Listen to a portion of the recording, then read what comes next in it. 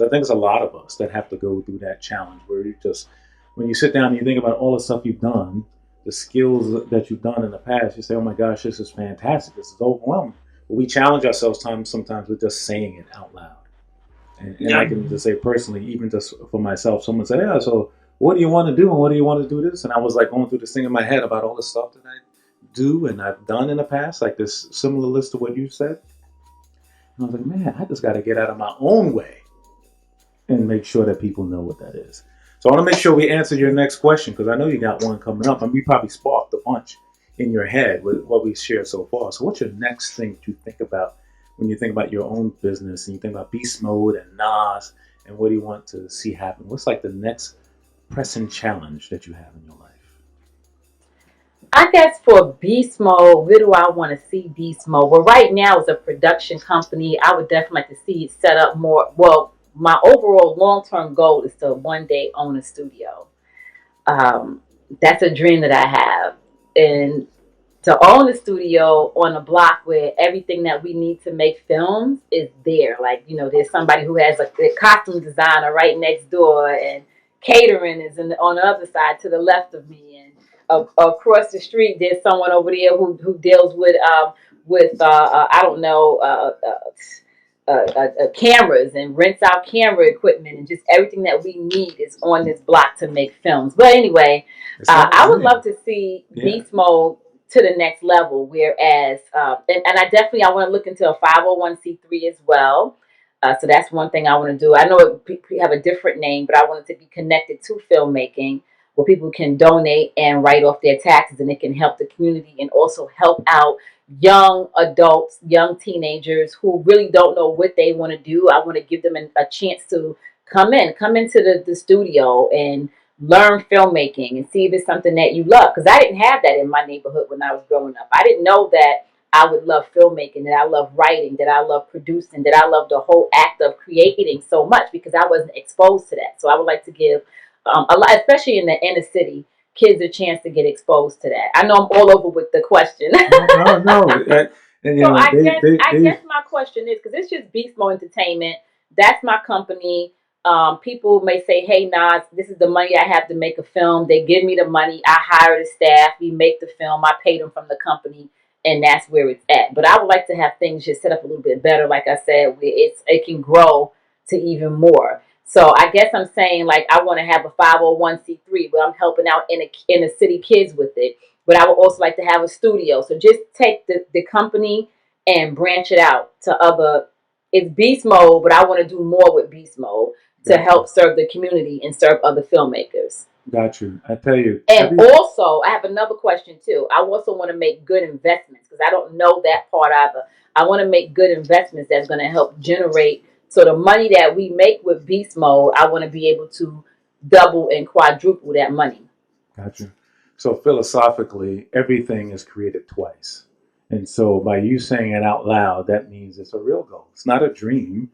It's a goal, especially if you sit there and we help you to tangibly figure out what's the next steps with it. Now, creating the studio, it's a thing. It's a real goal of yours, and it can happen. We just got to sit there and map what it looks like. What it looks like. The second one about having all of the different people being a collective or connected with all of that, I think that that's something when you think about it, it can be happening sooner than later. And the last one I think I heard was the one about giving to other communities, the 501c3. Yeah. All of that can happen. I always philosophically think about goals in quadrants and chunks. And so when someone comes to me with a business idea, I usually say, all right, what people years ago used to say, hey, what's my mission statement or what's my operating statement? They would say this as some kind of slogan. And I would say, nah, stop doing that. Like, put it down on a piece of paper and say, hey, 3 years or 5 years from now, my goal is to have the studio. And then go backwards from there and saying, all right, well, if I need to do that, then every single quarter between now and then, I need to have a specific goal that I need to achieve. And then every single one of those quarters need to have something that you do every week and every day in order to achieve that. So you can't eat an elephant. I think it was Brian Tracy who might have said this years ago, or eat the frog, I think it was called. But you got to take bite-sized pieces of it So if you want to own, so when you own the studio, so let's use it that way. Say it's 3 years or 5 years from now. Today, what's a step that you can do around it? It's probably all the stuff you're already doing, but you just got to think about it in that frame. You shouldn't do anything that's got nothing to do with you owning that studio in 5 years from now. Because people will come to you as they come to all of us and say, well, I want you to do something that and your heart will say, hey, oh my gosh, I really feel for this person. I want to do this other kind of thing. But it might take you away from you, far away from the studio. So the first thing I would say is that we, David and I, we have a consulting firm where we spend time and we just do that kind of operating guide, which says 5 years from now, this is what it will look like. And that's where you start off with, because that's so important. Everything that you just said that you want is a real thing. You ain't say it just to be saying it. You said it because it's a real thing. And those who achieve that goal, there's no kind of like happenstance. People say, oh yeah, I just fell into it. Somebody sat down and thought about it. So all of these things can happen. We break it down in chunks, small pieces. So that way, when you start on Monday, say, what's the thing I need to do to create the studio? Or maybe it's I got to go look at some property. Or maybe it's not even now. Maybe that's in 2022. Maybe it's just getting all the films I need, getting the content of Beast Mode Entertainment the way I want it to be. Right? So I got that content lineup. So when I got the studio, I got this whole repository of content that I've got. So maybe it's doing what you're doing today, knowing that that is your ultimate goal. And the one last thing I'll share before I turn it over to David is articulate that in your brand. So on your website, right now, it's probably just in your head. You're like, yo, I don't want to tell anybody. This is just my thing. I don't want nobody to know. So I'm afraid. No, tell them I'm going to own a studio in 5 years. You won't imagine the energy that creates in the world is real energy. Where people will be like, yeah, nah, she's dope. She's going on a studio. Well, I got some space. It creates a cycle of energy that you can't see right now. So going back to our first conversation, we talked about your brand and all that. Just tell the world, yo, I'm going to do it. And I'm going to have it right now. And it'll create the energy that'll start to move you in that right direction. So I know, Dave, I'll turn it over to Dave for some more. Yeah. Okay. Yeah, so one thing Winston said, he was like, yeah, he thinks that it's eat a frog instead of eat an elephant. I think it's eat an elephant. It has to be the elephant, right? It's got to be the elephant. Because I think we can eat a frog in one sitting, right? Not that I want to eat a frog. I'm not a frog eater. But it will be gross initially. So. Definitely. So I mean, what Winston was saying is right on point, right? So when you think about how you're going to get to the studio, the thought process works like this. What are the things that you are doing today that are already sparing you in that way, right? So it's looking at studios as they exist, and your studio doesn't have to be like what every studio that is out there looks like, right? We live in an age of innovation. We live in an age where people are doing things that have never been done before. And your studio doesn't have to fit into the square peg, right? So I would say, make sure that, you're flexible, right? But you want to be, it's not that studios haven't been created before either, right? So you want to see what's been done before, right? So it's to go and look and see what are those components that are really needed, right? So I don't know the components, but I know that one of the most important things that you're going to need is going to be a whole lot of connections, right? You're going to need investors, right? You're going to need the ability to staff up, right? To have staff that are going to do all of the dirty jobs, the production, blah, blah, blah. So you probably need some connection with unions, right? So all of these things are like relationships that you don't need to get today, right? But you want to start developing all of those relationships, right? You want to start having the legal team that's going to be able to oversee stuff. So you want to have a relationship with someone who you're going to be able to trust as you start guiding yourself through this process to go and get the studio. But like what Winston said, it's a step-by-step thing, right? So if I'm looking on the paper right now and I'm saying that we're going to map it, and you say you want your studio by 2025 sounds like a great year for you to have, your first 10 productions coming out of your studio, right? I don't know. I'm pulling it out of air and I'm saying that's what's going to happen, right? 2025, you had 10 productions running out of your studio, right? Yeah. So if you can do that, it's figuring out what happens each year, right? So the easy way to do the math is to start thinking annual. So you set annual goals, right? That are measurable, right? The most important thing is that you don't want to set goals, as you're going through this process where you're able to say like, did I hit the goal or did I not? No, you want to make sure that everything that you're putting out there is measurable, that it's accurate, right? It's reasonable. It's something that you really can achieve, right? And you don't just want to have one achievement point, right? Even as you're setting these goals, right? So, and I don't want to speak in a very vague manner when I say like setting these goals, right? So a goal, for instance, for 2021 could be that you've established you've created a certain amount of content, right? So you've created, is a lot of films that you do? Yes. So a lot of films, right? So you say you created, XYZ amount of films, with those films that you've created, you've been able to get them on a platform, Amazon Prime.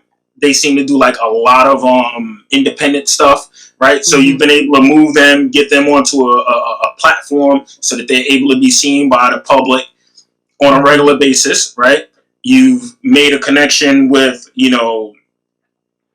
let's say you identify, several unions that you need to understand their workings or whatever. You found, 3 associations that outside of the ones that you already are a part of and that you probably already deal with, that you are able to attend their meetings regularly. Right now it's easy because it's Zoom, right? Everybody's doing everything via Zoom. It just means that you're getting less sleep for a day. And you're like, damn, I hate looking at the screen. I'm the teacher, so No, I can't sleep anyway. None of us.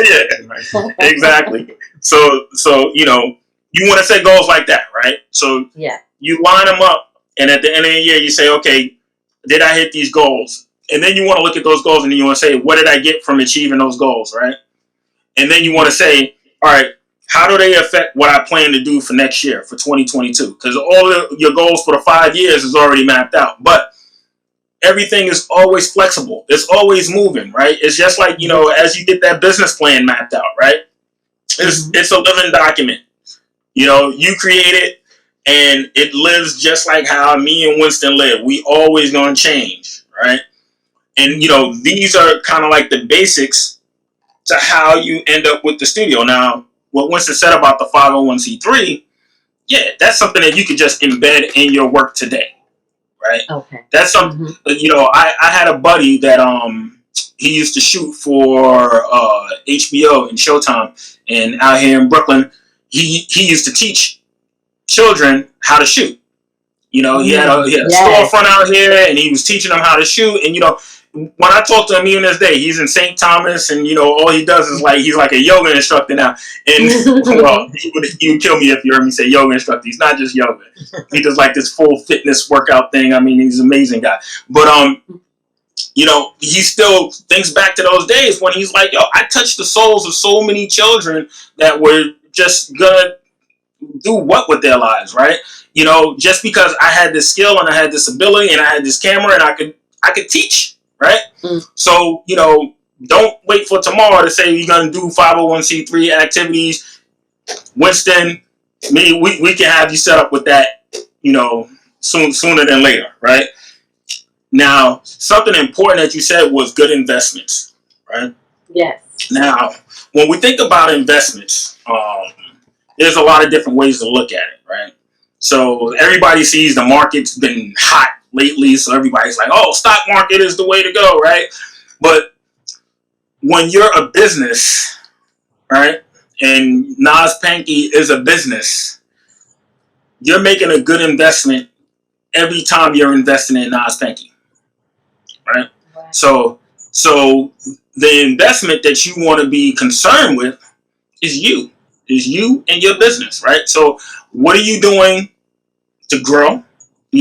to grow your business acumen, to grow your craft, right? To grow the people that are around you, right? That are part of, that are part of beast mode, right? So if you have employees or you have people that you regularly deal with that are part of beast mode, how are you making sure that they're able to grow, right? Because that's the investment that you're concerned with, right?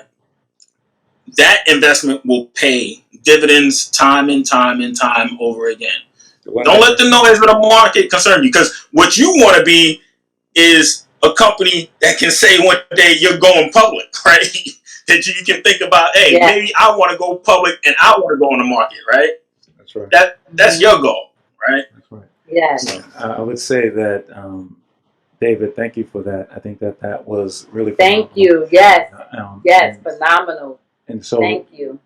So investment is important, right? And what he shared about investment in yourself is so key. You joined a surviving business show as an investment, as an example. So that's an example of an investment in Nas Banking. So we shared a lot, and a lot of it can sometimes probably see a lot. It seemed like a lot. Whoa, these guys gave me a lot. And so there's a lot to deal with. But start small. One of the things we shared is about the contacts and one of those kind of things. So reach out to someone on Monday. Say, hey, I'm going to have a studio in 5 years. And so I want you to, tell you about it. They may not be able to do anything with you. They might be the lawyer type, or they might be some other person. But they will create the energy. And this is me. This is Winston's energy kind of focus. They will create the energy to get to that momentum. My belief is that you said in 2025 you're going to have this studio. By putting out the energy here starting this very Monday, it's not going to take you that long. But it's going to, by starting the energy today and saying, hey, these guys gave me a lot of stuff. A lot of people joined. There's a lot of stuff to hear. But I can't take it all today. I'm going to listen to this thing 10 times, hopefully, easily. You're going to listen to what we've shared a lot. Yes. But what do I start on Monday? What do I do then? How do I take a bite-sized thing? I'm just going to change my website. Say, I'm going to own a studio in 5 years. That could be the very first starting point. Because a lot of times people will have a goal, and we probably all know these people, and we probably were this person at some point, where we've got a goal and we get so paralyzed by the goal because it seems big. And so we don't do nothing. Or we wait. I'm still that person sometimes. I don't know what you're talking about. or we wait for somebody to rescue us to do the thing. And, like, I ain't got, I can't. I want to own this, this thing, but I got to wait for this thing to happen, and so I do nothing. And you've already taken these steps. What we're telling you and the audience, whomever's listening to us today, is that take a step on Monday. Don't drive yourself crazy. Getting an LLC and getting a 501c3 and getting everything you need to have a business is 10,000 times more easier than it was in 2010. Yep. Yeah. In 2010, you would have to call up people. You'd have to go and get your boy to know a boy to know. You'd have to do all this stuff. As far as an investment is concerned, you wouldn't be able to invest when you want. You'd have to go get some guy. You'd have to come out the pocket massively to do all these things. All these things can happen now, and they can happen relatively quickly. And that's why we believe that businesses are a force of the common good. So I know we threw a lot at you, Nas. I want to get your comments. If any of it was unclear, we are definitely ready to share again and make sure it's as clear as possible for you and for the audience. So hopefully you found some value in our combo so far. Oh, yes. Very helpful, very inspiring. Just giving me some direction in where I need to go in regards to, like you said, going to my website and putting, hey, in 2025, I will own a studio, and this is what my studio will look like, and this is what it will consist of, and this is the objective of the studio and what we plan to do in regards to the community, especially with the young kids. A couple of years ago, well, not a couple of years ago, a couple of years ago, because I didn't do anything in 2020, right, because of the pandemic. Not the pandemic, pandemic. But 2019, I worked, in a school with kids, and I taught them media studies, and I just loved it. I loved it. And not that I want to teach, but I just love helping young people, I guess, have options, showing them how wonderful filmmaking is. They might want to do something else, but I just think filmmaking is so wonderful, and there's so many things you can do in the world of film Yeah. other than just be behind a camera or in front of a camera. It's just you could be a set designer, special effects, makeup. It's just so many different things that you can do and have fun. And I just really love it. And so I do believe, 2025 that will happen. And I see a lot of other things happening too in the studio. So you gave me some vision. You helped give me that vision because I was saying this is what I would like to see. Now I'm saying that this is what will be in 2025. That's right. One of the things I think that's so cool that I know of you and your leadership is that, and this is the same thing that we have here for the Surviving Business Show and all of our entities, is that having principles is a key thing when you're going about a business venture. And I know your spirituality is a really important piece of it. And I hear it in everything that you do. And putting that up front in regards to all of the things in your vision, I think is a key component that sometimes I hear missing from businesses sometimes. Sometimes businesses will say, well, it's about this margin or about a great product or a great service. And sometimes they'll miss the reason why, the spirituality, the power behind what that means, because that's what connects with people. People will remember the principle of an entity even more so sometimes than they'll remember the product of it. So when you think about all of this vision that you have and all these things that are going to happen, make sure that you continue to share that. You could care, don't, I know you don't today, but make sure you could care less about what somebody says. Sometimes people say, oh yeah, this person is this way. Like, who cares? It's your business. Yeah. And it's your principles, and that's how Mhm. it is going to be. And a lot of times I see people who will change their principles on a whim. Somebody said, well, you got to make something that people going to want to buy or people going to want to see.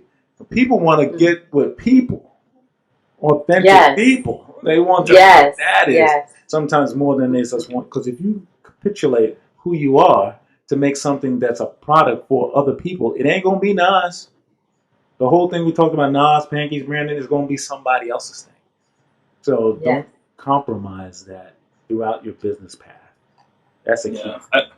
I think what Winston's saying right here is very key, especially when we talk about creative businesses, because there ends up being this time where, well, you need to cater to a wider audience, or you need to, change this so that it can fit into this, right? Mm-hmm.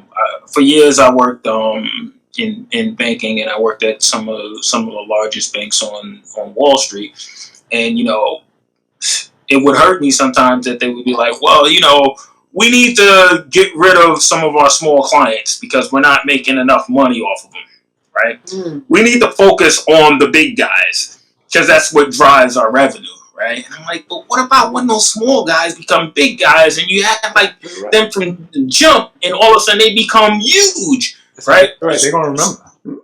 They're gonna remember that, and for creators, it's this difficult line now on the production side where you're creating your own stuff and you got your own studio.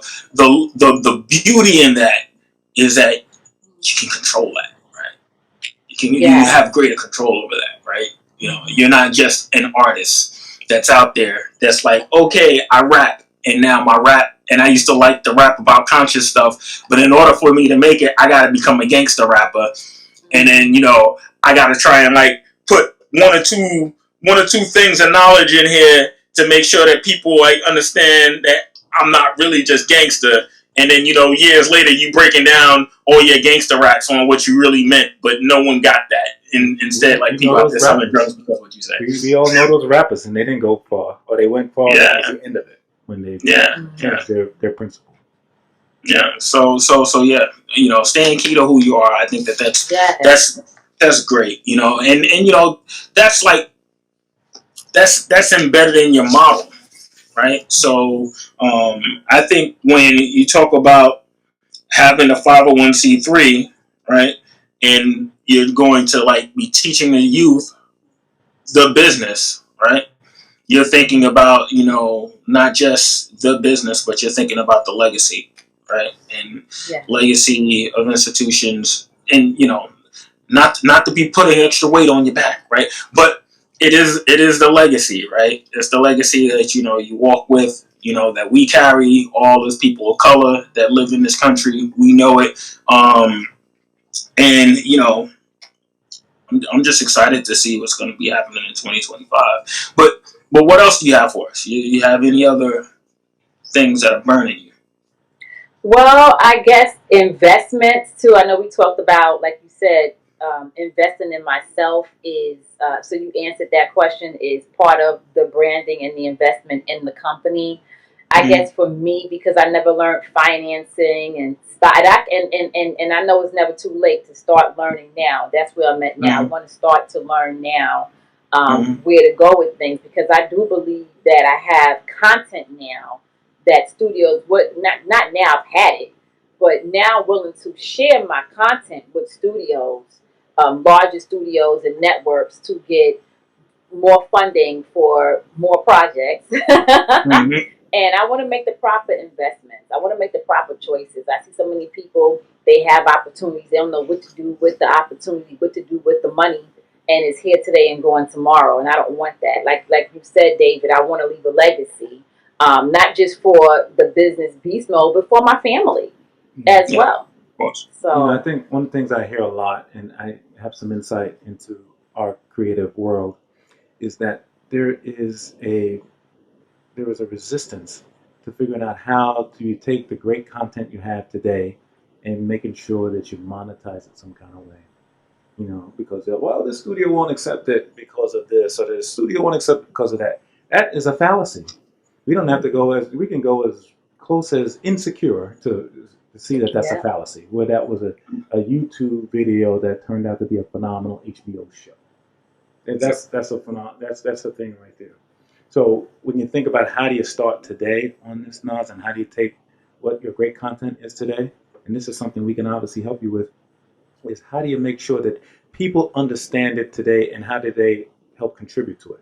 So this is great because it makes me think about how you can interweave your 501c3 into this overall vision.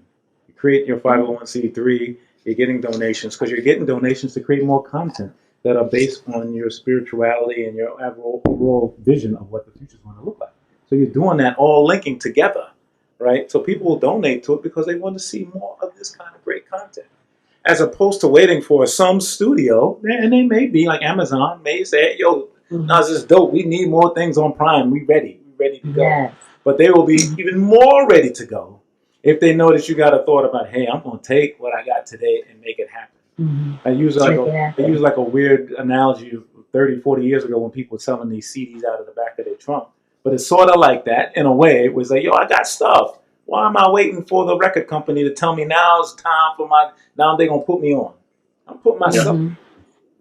So That's taking your right. great content and say, yo, you got a YouTube channel. You probably got more than one, if I recall. You got all of that going Yes. on. You've already teaching young people. All of that funnels into your 501c3, and that helps you to drive more production of films, which gets you to the studio.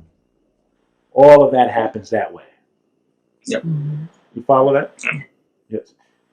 So, Dave, you got a comment on that? Yeah, no, I just know that I still heard Nas mentioning, that she wants to build up and understand like the stock market and that type of deal more. So the stock market and stuff, I think that's a separate venture from beast mode, right? So beast mode is doing what beast mode is doing. Stock market plays and stuff that you do, that's going to be Nas Panky learning how to invest some dough that she can then reinvest into beast mode. That's But right. it's a separate.